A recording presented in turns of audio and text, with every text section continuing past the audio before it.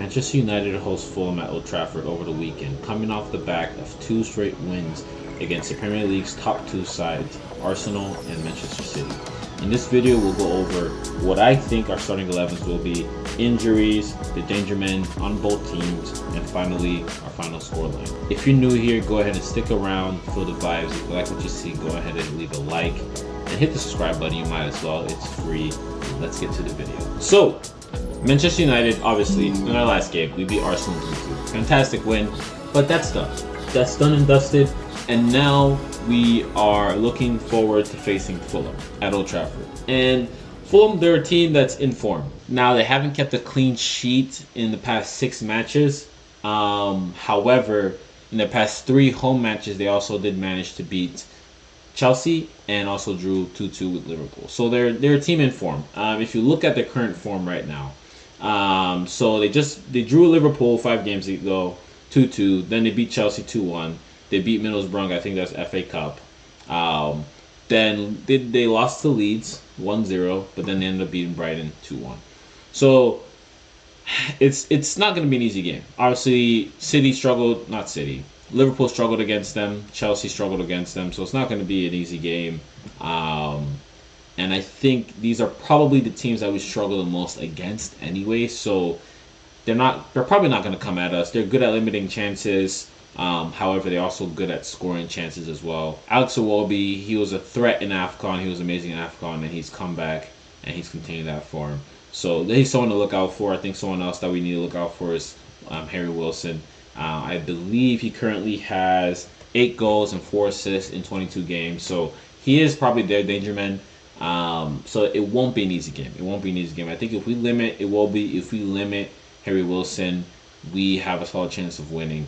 I think regardless, we have a solid chance of winning because we have danger men of our own. If we're looking at our danger men, probably the most dangerous would be Brian Mbeumo. Now, he has scored against City and against Arsenal in the last 2 games in the Premier League. So we're hoping he can continue that form. Bruno Fernandes will always be a danger man. He currently has created the most big chances in the Premier League so far with 15, and also has the most assists in the Premier League this season as well with 10, I believe. It's crazy how you take out Rashford, you take out Garnacho, you put competent people in front of him, and he actually gets assists now, which is crazy. But I digress. Ahmad is always going to be a threat. Unfortunately, Dorgu Ballon Dorgu, sorry, not Dorgu Delor, what the hell? Ballon Dorgu obviously is injured for 10 to 12 weeks, so unfortunately we won't be seeing him. So it'll be interesting to know who will replace him moving forward. We do have a few injuries, which would be Matthias de Ligt, Joshua Zirkzee. I think he got a knock, so he should be back early February anyway. And Dorgu. Dorgu is also injured as well. So yeah, I mean we're missing our Ballon d'Or candidate in Dorgu. Scored an absolute screamer against Arsenal. Scored against City as well. I mean he's been going crazy. It's unfortunate, and I just hope that when he comes back, he can continue his good form. That being said, what do I think the starting 11 will be? Now, if you go to this beautiful, beautiful starting 11 builder. Now, first of all, we all know what the formation is going to be. It's going to be a 4-2-3-1, right? Where in goalie, no surprise here, we will have Senan Lemens, obviously. Senan Lemens will be our goalkeeper. No surprise there. Our right center back will be Harry Maguire. I thought against Arsenal he was absolutely amazing. He played so well against Arsenal, and honestly, so Aiden Heaven's been good, Lineuro's been good, but they don't quite give us what they have. Qualities that Harry Maguire will probably never have, to be fair, but they don't quite give us that assurance that Harry Maguire gives us. That captaincy, that just feel of authority and strength in the defense. So obviously it's going to be Harry Maguire. Lisandro Martinez would be right next to him at left center back. Now, Lisandro Martinez, he's been outstanding as well ever since he's gone back from injury. He's been absolutely amazing. His ability to just thread passes through the midfield onto one of our attacking players is something that will truly be missed if he ever leaves, or when he leaves. It will be missed.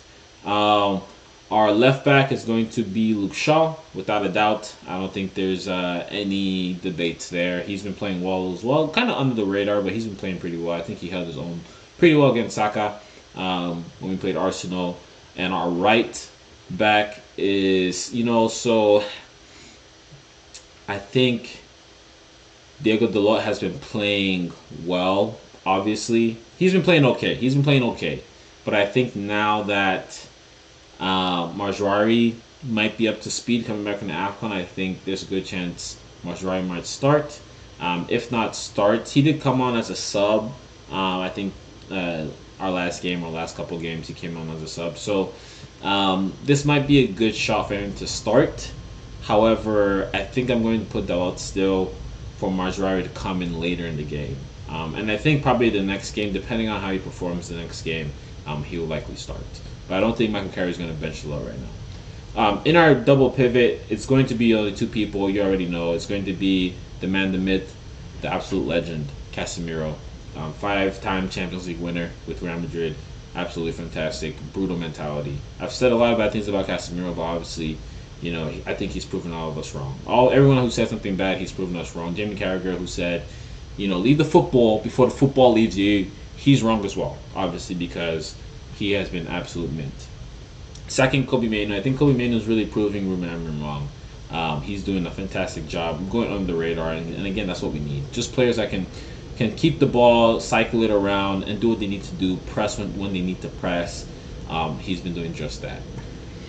Here's where it gets a little complicated. Obviously, number 10 is going to be Bruno Fernandes. Probably holds the world record for coming back from a hamstring injury. The fastest to ever come back. I think I even forgot he got the injury. He probably missed like a couple games maybe, and he's back. So absolutely, he's a beast. He is an absolute beast. You can't run out of things to say about him. You can't run out of things to say about him. He's absolutely amazing, and he's going to be at a number 10, dictating passes, and hopefully he can add his assists, because I think he deserves the Premier League assist trophy, without a doubt.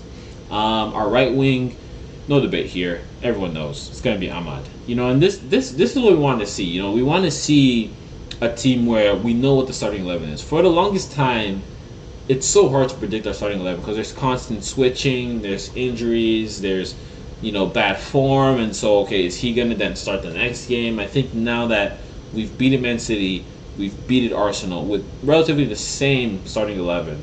Obviously Ballon d'Orgu isn't in, but with arguably the same starting 11, we've beaten those two great teams, and it's just nice to just put together a team where it's so easy to predict for the most part. Now, starting up top. Now here's where it gets a little complicated. Cunha came on against Arsenal as a sub. He came on, he scored the winning goal. I think he's probably, right now at least, he's more effective as a sub. However, I don't think he will start. I don't think he would sub on. So I think our striker is going to be Brian Mbeumo, like he always has been. He's been on the run. He scored against City, scored against Arsenal. So I would hope that he would score again this season. Or this game, sorry. And I think our right, there's a few players we can put here. On our left, sorry. There's a few players we can put here. I think since Dorgu isn't in, there's a shout for Mason Mount. There's a shout for Mateus Cunha. And I think that's probably what we will see. So we'll see Cunha. So I don't think Cunha's even here. Damn, I didn't type Cunha. Cunha! Mateus, that's not who that is. That's the exact same name. What? That's not who that is. Why do they have the exact same name? Anyway, I think Cunha will actually start on our left. Now, I don't think he's a winger, but I think having our wingers drift in anyway, we're not quite playing that winger role. They're not tasked with staying high and staying wide, so I think he could still be very effective off the left as well, like he was against Arsenal. So I'm excited to see this team. I think this is what our starting 11 will be. Again, you have Sané Lamens, Luke Shaw, Martinez, Maguire, Dalot. We have Mainoo, Casemiro. We have Ahmad, Fernandes, Cunha. We have Brian Mbeumo at number 9 up top. That's what I think our starting 11 will be. Moving on to the final score predictions, I think just based on Fulham's past games, based on their form right now, they are a good team. Can we win 3 in a row is a real question. Can we win 3 in a row for the first time in I can't even remember? I think we can. This is a solid chance for us to do it. If we don't, it's probably the most Manchester United thing of modern era you would ever see. But I think we can win. Obviously, they're in good form, but we're also in good form as well. So I think we can win a solid 2-1. 2-1 just because I think we have the ability to score, but I think one thing Fulham is good at is limiting the opposition from scoring. So it will be tough for us to break through them, and we don't quite know how Carrick sets up when we do have to break a low block. So I think this would be a test for him. This would be a test for the team. And I think if we can beat Fulham here, I think he has a real shot for the job. I think the only thing holding him back right now is the fact that, we're playing we played 2 sides that came at us full throttle. And we usually play better against teams like that because that opens up space and we love the chaos. When it comes to teams that are well drilled, well structured, in a low block, looking to counterattack on us, that's where I think we tend to find issues as a team.